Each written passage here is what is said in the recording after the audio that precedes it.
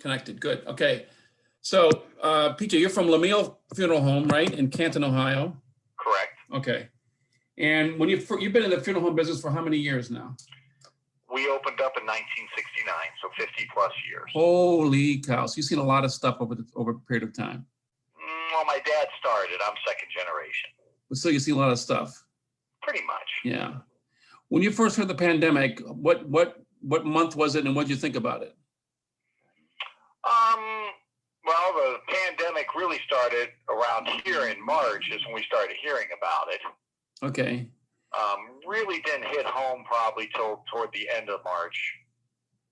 What differences did you see right away, and what did you see as time went on?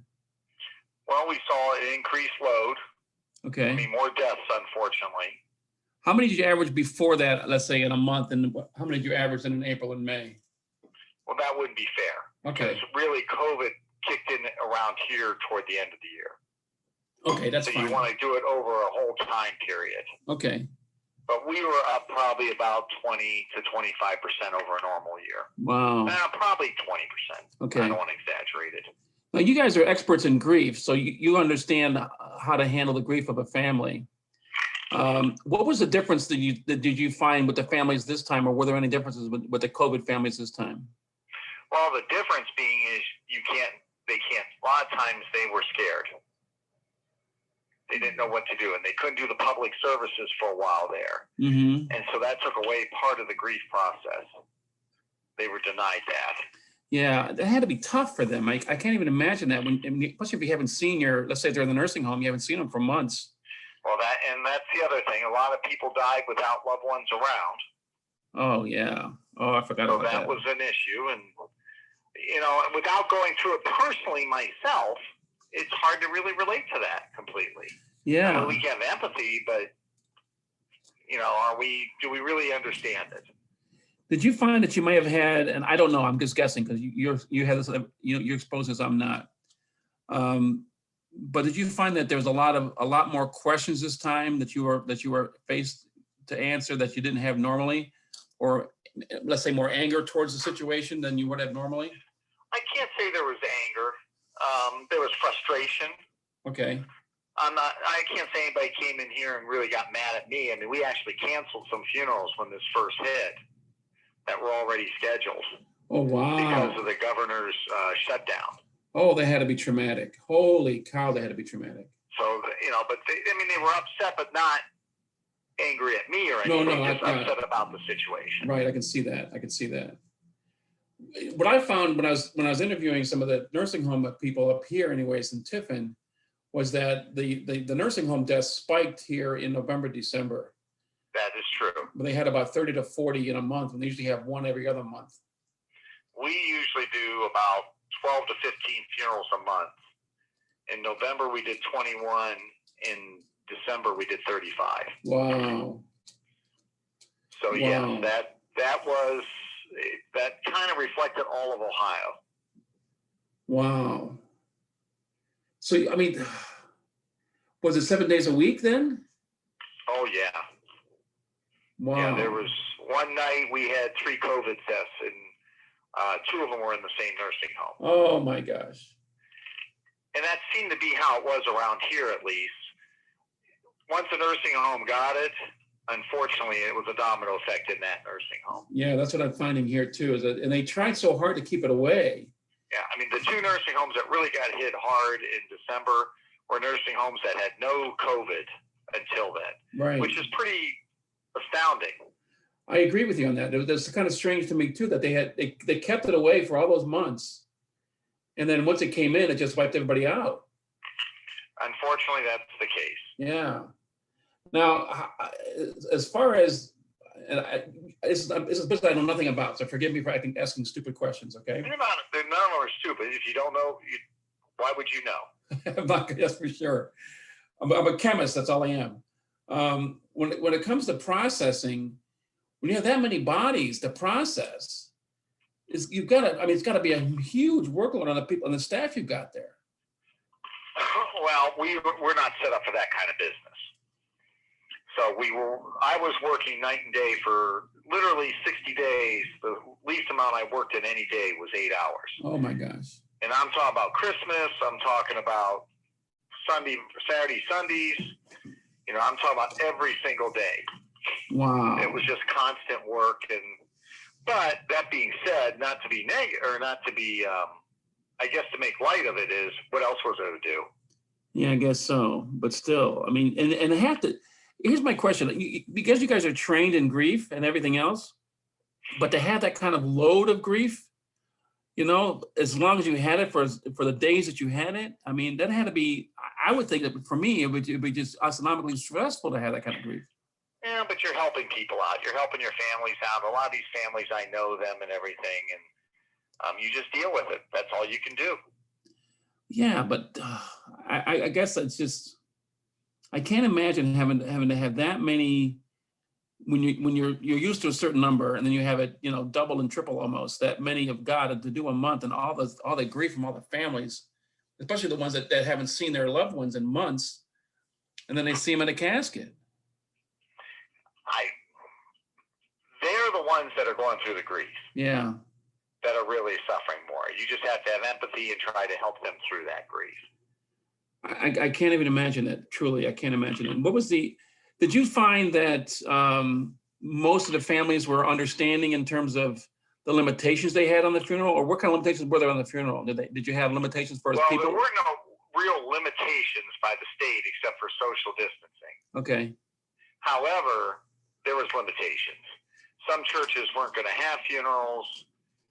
For instance, my Catholic churches around here were limiting you to 10 people to a service. Wow. Some of the cemeteries weren't even letting you arrive there. For instance, the National Cemetery, Ohio Western Reserve, would only let you drop the person off. Seriously? They would not let the family attend or have honors. Really? I'm sorry, excuse me. One second. Go ahead. Sorry, I got all choked up all of a sudden. It's okay. They couldn't do honors at all, the National Cemetery? I've been there many times. No, they did not do honors for a few-month period there. Wow. And that was at the National Cemetery or graveside. The military did not come out to do honors. Oh, my gosh. That'd be tough for the families, especially that's a big deal. I've seen them happen many times. It's a big deal. They were going to do it later. They'll do it for them. It wasn't they were denying it. They just weren't going to do it right now. Yeah. You have to remember, everybody was on shutdown. Right. So it's not that they were trying to deny these people or anything. They just weren't allowed to do it. Yeah. I don't want to come across as that they were being mean or anything that. They were just following the rules. Yeah, you had to follow protocol. You had to do what was suggested and stated by the government. I understand totally. And Ohio was liberal compared to some states on that protocol. They weren't the most liberal, but they were on the more moderate side, would be a better way to put it. I agree on that. When I was talking to the coroner, Dr. Rusnak, he had mentioned that he had storage space facilities on his location. I've been to the coroner's office a couple of times there in Stark County. Mm-hmm. To handle any overload of bodies in case the funeral homes couldn't keep up. Did you have to take advantage of that situation or no? No. Oh, that's good. We were borderline, but no.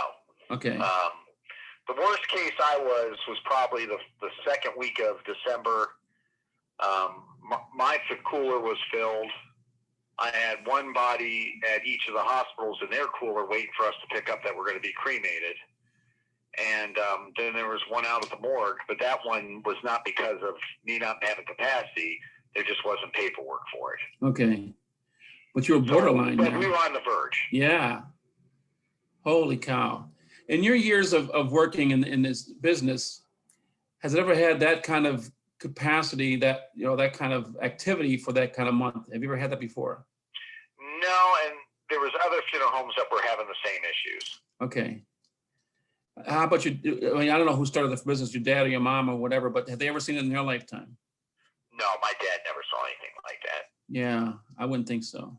That was the biggest month in the history of the business by far. Wow. So it was just one of those things, and we deal with it. And luckily, we got through it. But it was on the verge of the breaking point. And luckily, I have relations with other funeral homes, and we work together on these things. I would help them when they were in trouble, and they helped me when I was overwhelmed.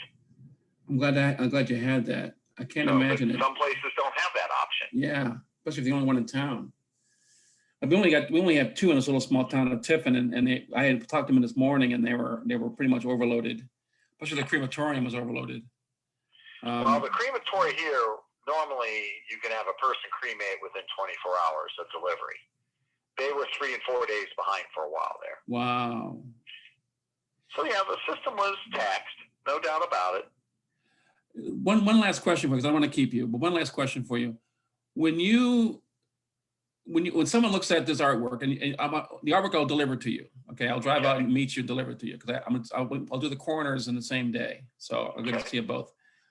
When someone sees the artwork in a gallery or an exhibit or an airport or whatever, what would you like that person to walk away from with looking at your experience in art form? I just hope whoever sees it still has empathy, because I feel that whenever you have mass deaths like this, mass fatalities over a long period of time, it's one thing when we have a lot of empathy for families when you have a house fire and 5 people die in a house fire overnight. Oh, that's terrible. People are all upset about it. But when you have prolonged death like we've had the last 10 months, whatever you want to call it, I think people become numb, and I hope they realize that, get over that numbness, that these were people that were lost. That's a good point. I hope so too. I mean, that's the part. I mean, now I will say we probably had about 70 COVID cases that we buried. All of them fit the criteria what you would expect to die of COVID. Okay. I mean, they were people that were elderly, had disease. A lot of those people probably were going to die in the next year anyways. And I don't want to come across being cold when I say that. Yeah, I know. But there's a reality to that. Yeah. We had a husband and wife die. The wife died Christmas Day. The husband died the next day. Wow. But they were in their 90s. They were both nursing home people. They were, they fit what you would expect would happen. Mm-hmm. But to the family, that's still your father. It's still your mother. I don't care how old they are or what condition they're in. That's still hard. My mom, bless her soul, she survived it. She had COVID. They didn't know she had it. Her memory, she's pretty sharp, okay? She's got dementia, but she's really sharp, which is kind of an oxymoron, but it's true. And she lost her memory. She forgot that her husband died and everything else for like 3 weeks. And I said, I talked to the nurses there. I said, you got to check my mom. Something's wrong with her. On medication or what? So they tested her and she had COVID. And so I talked to nursing homes and they say, yeah, one of the things with the patients that they find is that their memory goes for that month and they have it. And she's back to normal, in December, but November she was, pretty much out of it memory-wise. And so then I realized, talking to these nursing homes, that she actually made it through that. And God bless her for doing that. Her strength is amazing to make it through the wave that went through the nursing home in November. And she survived it, where, 1/3 of the people did not. And so it's and I hear the stories of the guilt that the nursing home people feel because they let it in and then somehow it got in and then it just wiped out 1/3 of their patients. And it's just, it's heart-wrenching. Truly heart-wrenching. Well, I was in one of the first nursing homes to be hit here back in March. And of course, back then, the stigma was you're not doing your job. Right.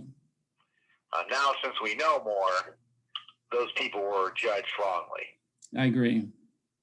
But that being said, back in March, they didn't feel that way. And the one nursing home I was in was a disaster area. I mean, they had reverse airflow or negative airflow going or pressure, whatever you want to call that, with the plastic screening. They were doing everything possible, and the place looked like something out of a sci-fi movie. Wow. But they lost like 20-something people in that. In fact, one of the staff members got it, gave it to her husband, and her husband died of it. Oh, no. So COVID's been a nasty thing. It's, I like I said, I'm not one of these people that says we should go into a cave and hide, but I'm also one of these people that says you can't just forget about it either and just walk around like nothing's wrong. And that's the main thing. What I've learned from this experience is that it's real, it's happened, and people are affected by it. both the caregivers as well as the families. And that's what I didn't know, because I was in my own little world, of education, and I didn't see it. And so, but talking to you and talking to others, it's like I'm realizing how real it really is, and it's just so impactful to me. Well, in my family, I mean, I'm a funeral director. My son's an ICU manager for the Cleveland Clinic, and one of my daughters is a school teacher, and they've seen the impact in a lot of ways. I'd imagine so. And we were all obviously exposed to it a lot. Yeah. And my third daughter was an event planner. She was laid off, but when they went back to work in June, she was exposed in mass gatherings. Yeah. So our family was very much exposed to a lot of this. Wow. Luckily, none of the four of us got it. Wow. The odds of that are pretty high, or pretty low, I must say. I would think so. Yeah, big time. I would think so. Now, maybe we had it and didn't know it. Maybe we were asymptomatic. I have no idea. Still, wow. PJ, listen, I want to thank you so much for this. I really appreciate this. We'll get the artwork out. I should have it done by, let's say, the end of April, early May. We'll have our gallery exhibit about the end of May, early June. If you can make it for that, that's great. If you can't, I'll drive it out to you anyways, and we'll make sure that you get it promptly. I appreciate it. And just like I said, if you can try to remember all those that lost their lives, and that's the big thing, is try to have the empathy for them. I have, and I hope that this is what the exhibit shows. I'm hoping that when people can see the suffering through artwork, that they may realize how impactful this really was, instead of just saying I have to wear a mask every day. And it's a pain in the ass. Right. That's the goal. That's the goal. Good luck, sir. Thank you, PJ. Appreciate it. Bye-bye. Bye-bye.